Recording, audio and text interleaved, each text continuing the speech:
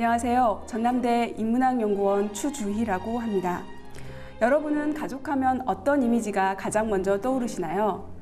아빠, 엄마, 아이가 함께 손을 잡고 있는 모습, 혹은 한 집에 같이 사는 가족의 모습들이 가장 먼저 떠오를 것 같습니다. 하지만 2세대의 가구 중 핵가족의 형태를 띤 부부와 자녀로 구성되는 가구 비율은 2000년대 이후부터 50% 미만이었습니다. 통계청의 장래 인구 추계에 따르면 2025년에 부부와 자녀 형태의 가구 비율은 24.2%일 거라고 예측하기도 하였습니다. 확대 가족은 어떨까요? 3세대 이상의 동거하는 가족은 1980년에는 17%였지만 2015년에는 5.4%로 줄었습니다. 반면에 1인 가구는 2015년에 27.2%였지만 계속 상승해서 2025년에는 31.9%로 가구 형태 중 가장 높은 비중을 차지할 거라고 합니다. 현재 한국 사회의 가족은 개인의 생애 과정에 따라 다양한 경로로 구성되고 있습니다. 가족 세대의 구성을 보더라도 한국 사회의 가족에 있어서 극적인 변화를 겪고 있다고 볼 수 있겠죠. 하지만 왜 우리는 여전히 가족하면 3인 또는 4인의 핵가족의 모습을 한 혈연 집단을 떠올리는 걸까요? 그리고 우리는 왜 가족을 운명 공동체처럼 생각하는 걸까요?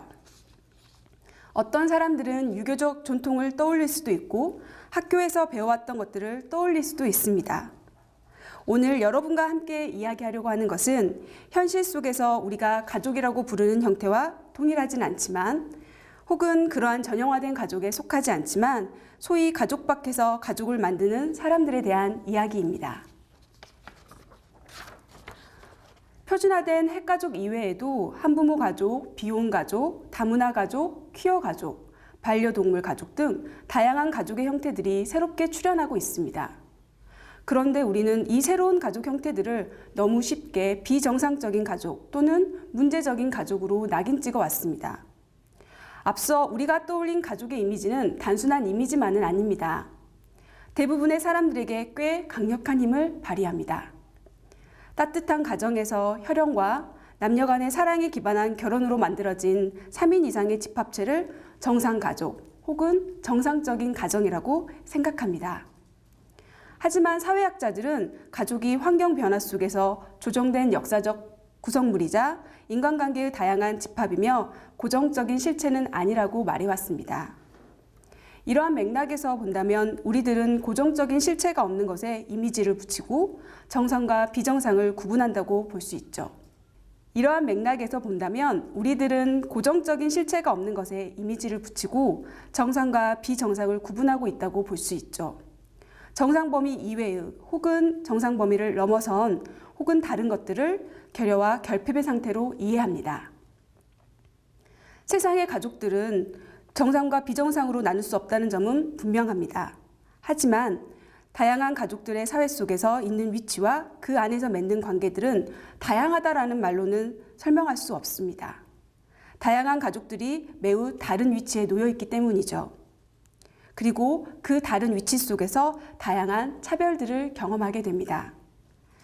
결국 기존의 차별에 대해 설명하는 언어와 방식으로는 가장 특권화된 계층에 겪는 차별만을 이야기할 수 있다고 생각합니다.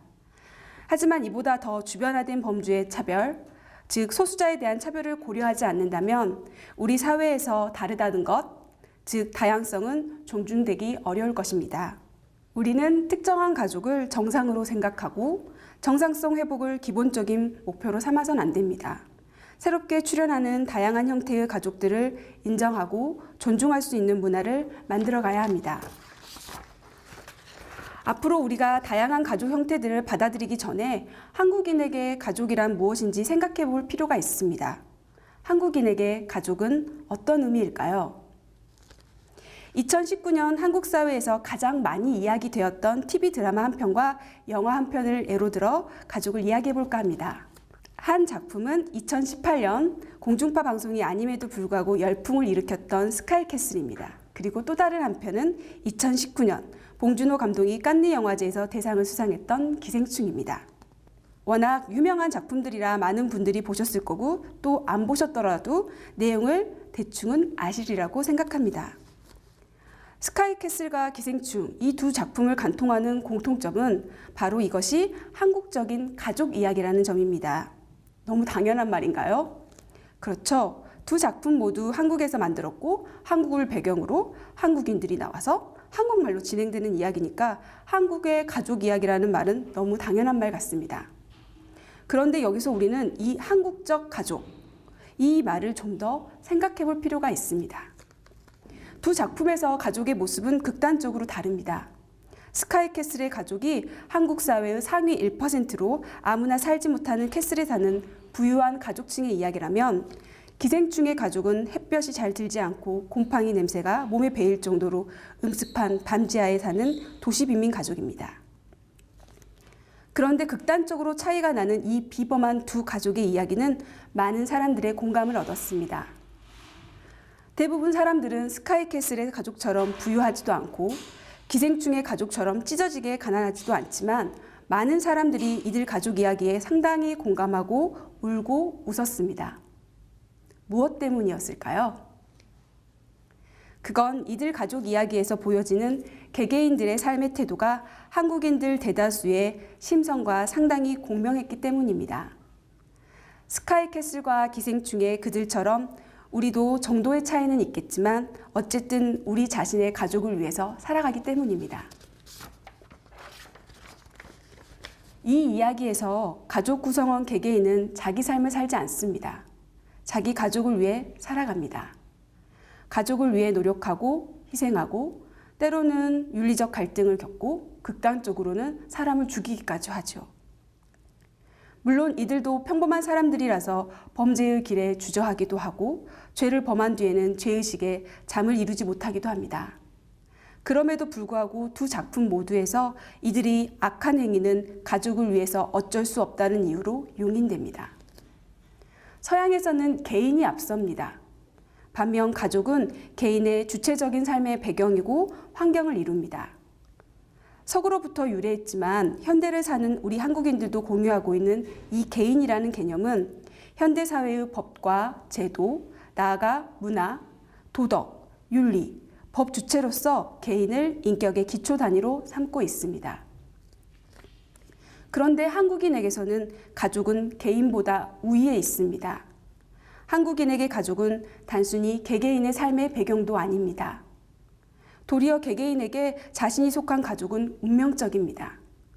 스카이캐슬의 부자 가족과 기생충의 빈민 가족, 이 두 가족이 보여주는 것은 한국인들에게 가족의 성패가 결국 개인의 성패라는 점을 잘 보여주고 있습니다. 문제는 개개인이 가족을 운명 공동체로 여기고 자기 가족을 위해 무엇이든 해도 된다고 생각할 때 발생합니다. 스카이캐슬에서 또 기생충에서 가족을 위한다는 미명하에 개인이 비윤리적이고 불법적 행위를 서슴지 않는다는 것을 우리 한국인들은 단지하기보다는 심정적으로 동조합니다. 어떤 경우는 숭고하게 생각하기도 합니다. 그러나 이런 반응은 개인을 도덕적, 윤리적 주체로 존중하는 타 문화권에서는 생각하기 힘든 것입니다. 어째서 한국인들은 이토록 가족을 이렇게 숭고한 대상으로 여기는 걸까요? 어째서 가족의 위상은 한국에서 이토록 남다른 걸까요? 우리 사회에서 개인의 능력을 개발하기 위해서는 많은 투자와 지원이 필요합니다. 부모의 역할은 단순히 사랑을 주고 생계를 부양하는 역할을 넘어섭니다. 자녀가 성공하고 안정적으로 살 수 있게 자녀에게 투자하는 역할을 해야 하는 사회로 변화했습니다. 태어날 때부터 장기적인 스펙 관리가 시작된다고 할까요? 그렇게 본다면 한국의 가족은 자녀 교육이라는 전략을 통해 중산층의 계층의 지위, 중상층의 핵가족을 통해서 이야기되고 구성된다고 볼 수 있습니다. 신자유주의 시대에서 개인은 각자 도생하고 공동체는 부차적인 문제입니다. 하지만 한국 사회에서는 생존의 단위가 개인이 아니라 가족입니다. 한국은 근대화와 산업화의 과정에서 사회재생산 부담과 역할을 가족에게 전가해 왔습니다. 그리고 가족은 이를 충실히 부응해 왔지요. 그렇다면 한국인은 운명 공동체인 가족에서 탈출할 수 없는 것일까요? 우리 주변에는 불가피하게 여기에서 탈출할 수밖에 없는 이들이 존재합니다. 우리는 지금부터 이들의 이야기를 해보려고 합니다. 바로 이들은 탈가정 청소년입니다. 신자유주의 시대에 개인의 능력도 부족하고 가족의 자원과 지원도 부족한 개인들은 어떻게 살아갈까요? 현재 한국 사회의 청년들의 관계를 들여다볼 필요가 있습니다. 부모와 자녀의 관계 변화를 생애 주기로 이야기해 본다면 부모에게서 떨어져 독립하는 이 시기를 청년기라고 이야기합니다. 매우 일반적인 인구학적 현상 가운데 하나입니다. 자립하는 성인기는 자녀가 보호받던 존재에서 부모에게서 분리되어 독립된 성인으로서 위치를 확보하는 시기이기도 합니다. 그러나 현실에서 자립은 청년기에 한정되어 나타나지 않습니다. 자립이 점점 늦어지는 청년들은 자립을 했다가도 다시 부모에게 돌아가기도 합니다. 캥거루족, 빨대족, 연어족, 이러한 새로운 신조어들은 다 이를 말해주고 있습니다. 빈곤계층의 청년들의 이른 독립의 경험은 청년에게만 혹은 청년기에만 해당하지 않습니다. 훨씬 더 일찍 이루어지게 됩니다.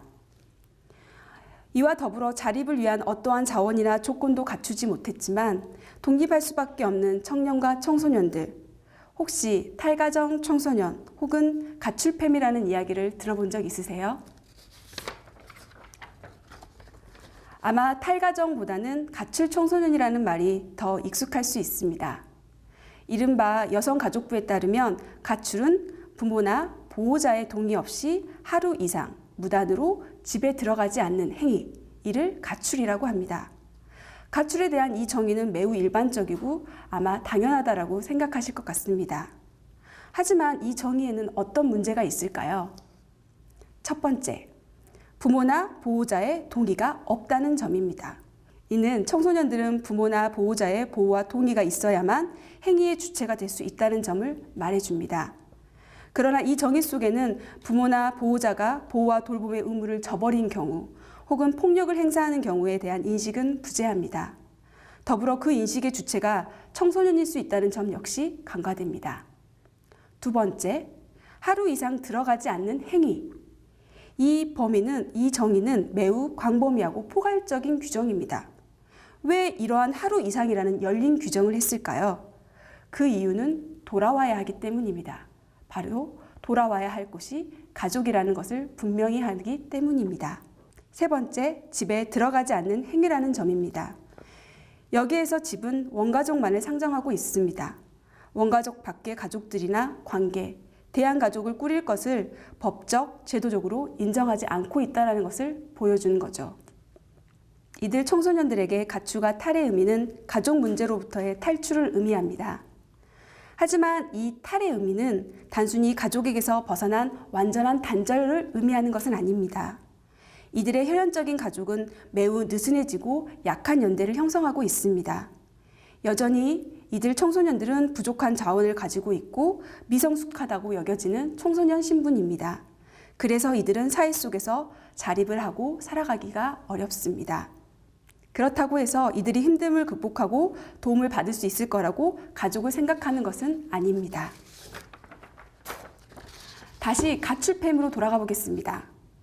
생존을 위해 매우 필수적이지만 불충분한 돌봄과 안정을 확보하기 위해 이들은 자신들만의 집단 혹은 개토화된 커뮤니티를 형성하고 자기가 속한 집단을 팸이라고 이야기했습니다. 여기서 팸은 패밀리의 약자입니다.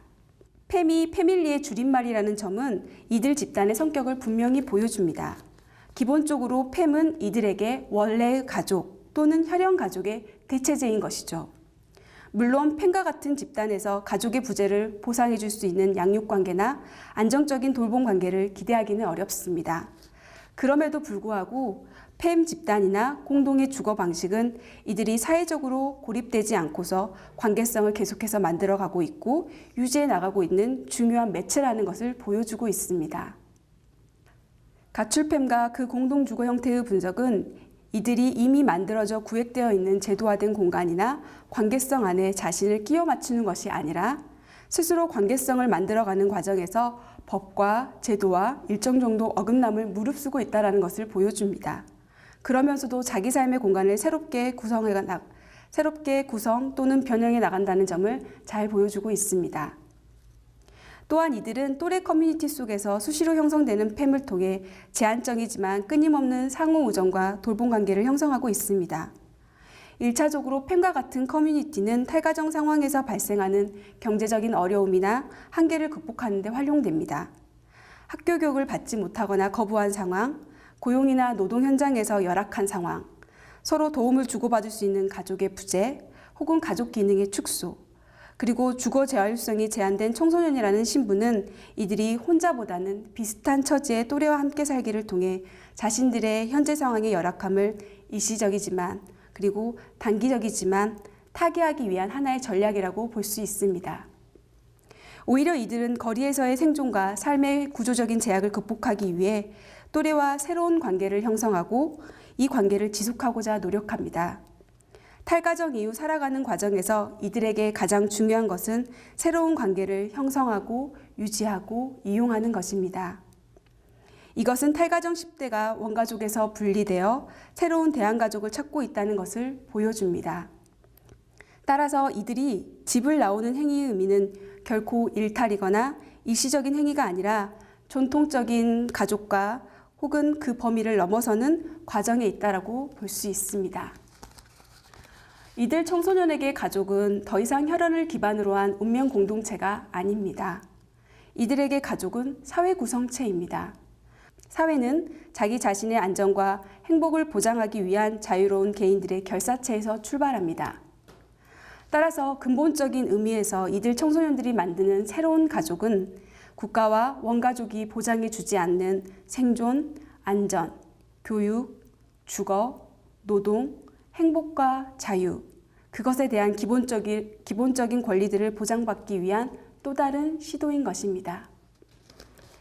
한국 사회에서는 계층의 사다리를 가족이라는 자원을 통해 올라갈 수 없는 수많은 개인과 집단들이 있습니다. 젠더, 섹슈얼리티, 계층, 인종, 연령, 장애, 다양한 요인들이 이들의 삶에서 교차하고 엮여져 있습니다. 이들은 그리고 독립과 생계의 측면에서 의식주, 노동, 관계, 고독감, 그리고 외로움 등의 다양한 문제들에 봉착합니다. 그리고 그러한 문제들을 다양한 만남과 관계를 통해서 극복하기도 합니다. 중상층 가족 이데올로기와 가족 형태로부터는 벗어나 있지만 이들은 여전히 사회적 관계를 형성하고 관계를 맺으며 살아갑니다. 이 관계를 우리는 어떻게 이해해야 할까요? 이 관계를 위해 사회가 해야 하는 역할은 무엇일까요? 다양한 관계를 맺는 사람들이 스스로의 삶은 어디까지, 얼마만큼, 어떻게 책임져야 할까요? 현재 한국 사회에 던지는 가장 중요한 질문이자 한국 사회의 가족들에 대한 새로운 이해가 필요함을 드러내는 질문입니다. 이미 집으로부터 이탈하여 자력으로 살아가도록 강제된 이들 청소년들이 국가제도와 사회윤리적 규범이 허락하는 틀 안에서 생활의 조건을 갖추기란 거의 불가능합니다. 뿐만 아니라 이들에게 법과 규범의 잣대를 들이미는 일 자체가 어떤 의미에서는 중산층의 이데올로기와 자유주의적 평등 문화가 이들에게 가하는 폭력이라고도 말할 수 있습니다. 법적으로 그리고 사회문화적으로 독립된 경제적, 정치적 주체로 인정받지 못한 또 그러한 능력 조건에서 상당 정도를 결여한 청소년이 국가, 시민사회, 혈연가족의 외부에서 자력으로 기본적인 삶을 유지하려면 법의 경계를 넘나들 수밖에 없습니다. 이 때문에 이들이 형성한 관계와 삶의 방식은 정상성과 합법성의 울타리를 넘어서야 비로소 가시화되고 이해될 수가 있습니다. 이들의 삶의 방식과 조건부터가 가시화되기 어렵기 때문에 이들에게 필요한 국가와 시민사회가 제공해야 되는 마땅한 최소한의 돌봄과 복지에 대한 처우 역시 매우 열악합니다. 따라서 우리가 새로운 가족에 대한 질문을 던짐으로써 국가와 사회에게 우리에게 필요한 최소한의 안정에 대해서 다시 질문할 수 있게 되는 것입니다. 이상 강의를 마치도록 하겠습니다. 감사합니다.